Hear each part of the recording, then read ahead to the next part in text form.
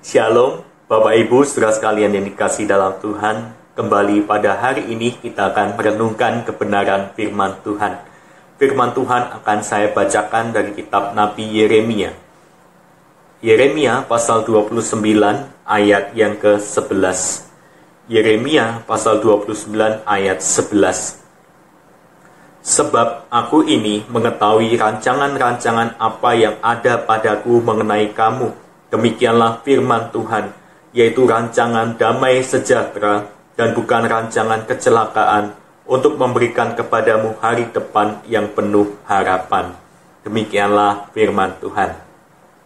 Bapak Ibu yang dikasihi dalam Tuhan, mungkin kita semua tidak asing dengan ayat yang kita baca tadi.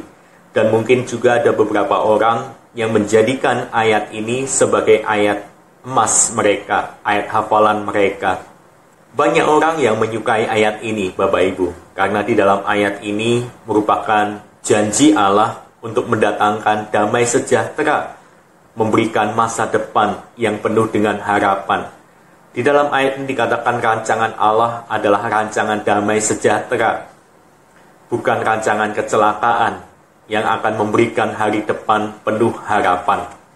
Bapak Ibu yang dikasihi oleh Tuhan, tapi tahukah kita di balik janji Allah ini terkandung satu hal yang harus manusia lakukan? Apa itu, Bapak Ibu?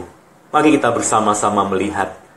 Bagian yang kita baca tadi merupakan salah satu isi dari surat kiriman Nabi Yeremia kepada orang Israel yang ada di pembuangan di Babel. Bapak Ibu, satu hal yang kita perhatikan di sini bahwa Nabi Yeremia tidak ikut dibuang dengan orang Israel di Babel. Nabi Yeremia masih tertinggal di kota Yerusalem. Tapi di sini Nabi Yeremia turut merasakan penderitaan yang dialami oleh orang Israel yang ada di pembuangan. Nabi Yeremia memberikan surat ini kepada mereka.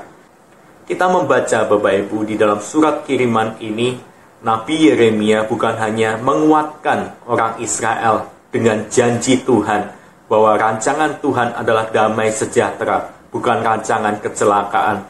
Tapi kita juga melihat bahwa Nabi Yeremia memerintahkan orang Israel untuk turut mensejahterakan kota di mana mereka dibuang. Untuk turut berusaha, berupaya, tidak berpangku tangan, tapi mereka harus mengerjakan bagian mereka dengan sebaik-baiknya. Mensejahterakan kota. Sungguh satu hal yang mungkin bagi kita agak sedikit susah, Bapak Ibu.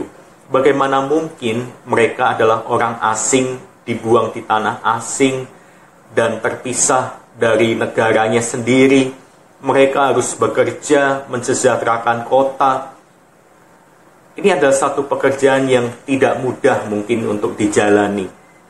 Tapi memang inilah yang harus orang Israel kerjakan.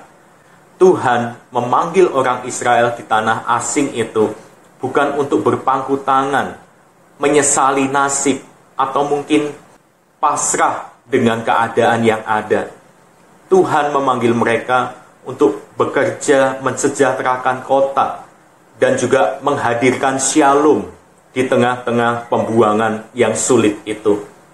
Dan pada akhirnya kita membaca di ayat ke-11 bahwa rancangan Tuhan ini adalah rancangan yang mendatangkan damai sejahtera, bukan rancangan kecelakaan. Memang orang Israel dibuang ke tanah pembuangan akibat daripada dosa yang mereka lakukan.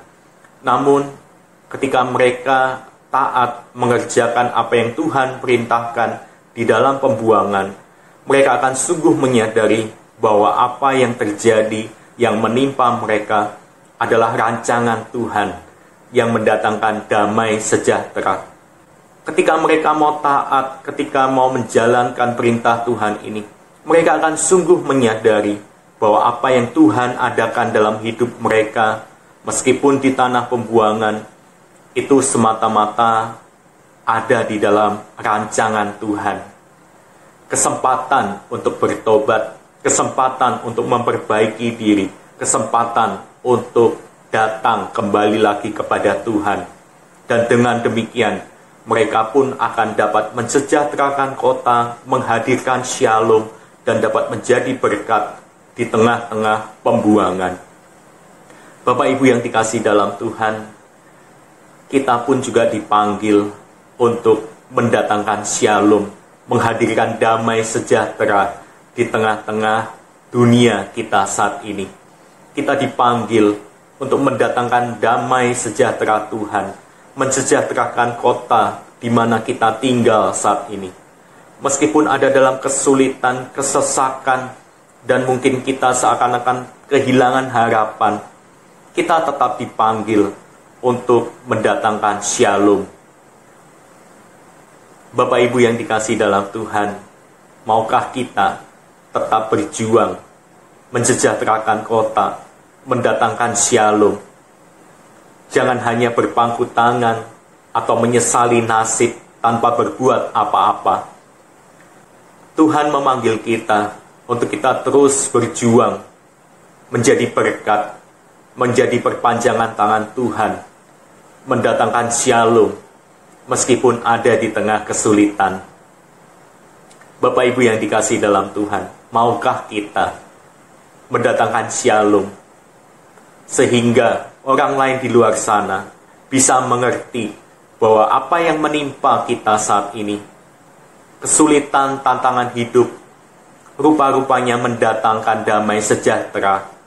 Rancangan Tuhan bukanlah rancangan kecelakaan, tapi memberikan kepada kita hari depan yang penuh harapan. Maukah kita, Bapak Ibu, menjadi perpanjangan tangan Tuhan? Amin. Mari kita bersatu dalam doa. Tuhan, Allah Bapa kami yang bertata dalam kerajaan surga yang mulia, tolong kami ya Tuhan, di tengah kesulitan, tantangan hidup yang kami alami, kiranya kami boleh tetap menjadi berkat, mendatangkan shalom di tengah-tengah masyarakat kami dan di tengah-tengah keluarga kami. Kiranya kami ya Tuhan, boleh menjadi perpanjangan tangan Tuhan, menjadi alat di tangan Tuhan, sehingga orang lain di luar sana dapat melihat bahwa apa yang terjadi saat ini, kesulitan yang ada, rupanya adalah jalan Tuhan untuk mendatangkan damai sejahtera dan memberikan hari depan yang penuh dengan harapan.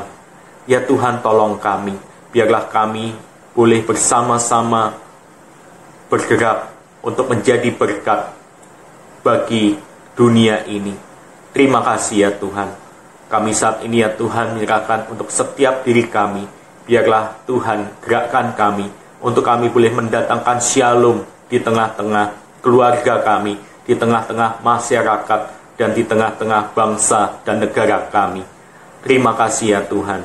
Berkati untuk istirahat malam kami hari ini. Biarlah kami boleh bangun dengan tubuh yang sehat. Terima kasih ya Tuhan.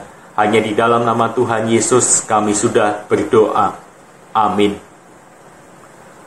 Selamat malam Bapak Ibu, Tuhan Yesus memberkati kita sekalian.